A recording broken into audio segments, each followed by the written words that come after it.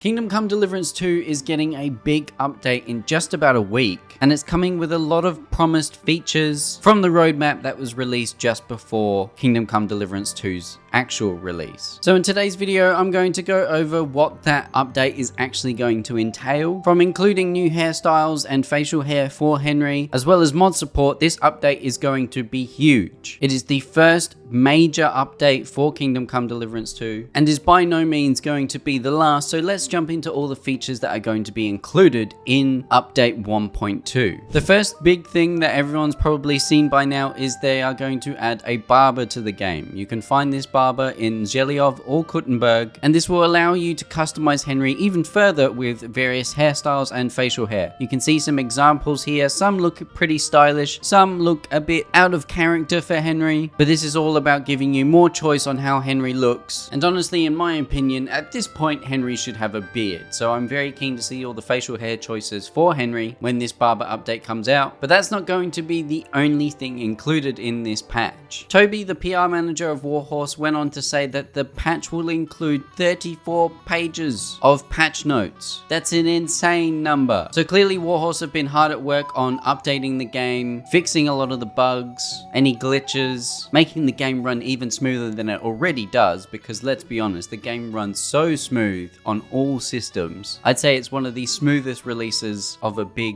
game like this in years. And then obviously there's going to be a bunch of big stuff for us to sink our teeth into, like this Barber mode and mod support. That's right, mod support is coming officially to Kingdom Come Deliverance 2. The update here states Bohemia is about to get even more exciting. Official modding support is coming to Kingdom Come Deliverance 2 on Steamworks. Stay tuned for more details on how you'll be able to create, tweak, and expand your medieval adventure. Now obviously some people have been modding the game already. There's tons of mods out there for you to look at, expand on your gameplay, add features that maybe you're wanting in Kingdom Come Deliverance 2 that modders have been able to make for you. But official modding support is coming to the game, at least on Steam. I'm unsure whether it will be on other platforms. You've seen modding support come to Baldur's Gate 3, for example, on console, which has been very exciting. More games are starting to do that, where they're adding official modding support on console, so I wouldn't be surprised if Kingdom Come Deliverance 2 does this as well, because I think with these open world RPGs, modding is a big factor in its replayability. Modders are the reason sometimes you come back to a game, because you see a big mod release and it changes so many things, changes the whole overall experience, and you want to play again. And I think with Warhorse's attitude to the community, in which it's so positive and so welcoming, I think modding support will probably come to console at some stage, but for now it looks like it's only going to be on Steam when it comes to the official modding support. Personally, I haven't modded Kingdom Come Deliverance 2 yet. I've been debating it. I might even do a video where I absolutely destroy my game with mods, make it the most obscene, chaotic experience ever. So if you want to see that video, let me know in the comments down below and like the video. Now, these next two features aren't confirmed just yet in this particular patch, but they were put alongside the Barber update in the roadmap, and that is hardcore mode and horse racing. Now, I wouldn't be surprised if both of these are included in this patch. Like I said, there's going to be 34 pages of patch notes for this, and with modding support and a Barber coming to the game, I wouldn't be surprised if they also add the hardcore and horse racing in this big update. Now, for hardcore mode, if you don't know what it is when it comes to Kingdom Come Deliverance, in the first game it basically meant you had one save. If you died, that was it, game over. You had to restart the entire game. You also had to pick up these negative traits. In Kingdom Come Deliverance 1, you had to select at least 2 negative perks that will stay with you for the entire game. For example, one of these was claustrophobia. Another one was numbskull. Claustrophobia, for example, gave you, when you were a child, you got your head stuck inside a pail and couldn't get it off all day until your father took an axe to it. Ever since then, you've had a fear of enclosed spaces. Wearing a helmet with the visor down makes you so anxious that your attacks are weakened. So I wouldn't be surprised if negative traits like this make their way into the second game for its hardcore mode. There might be some new ones shoved in there, but much like other features in the second game, there will probably be some more quality of life adjustments to the hardcore mode. Maybe some of these negative perks won't be as extreme. Maybe you only have to take 1 instead of 2, but I wouldn't be too worried about its difficulty. I think the hardcore mode of the second game is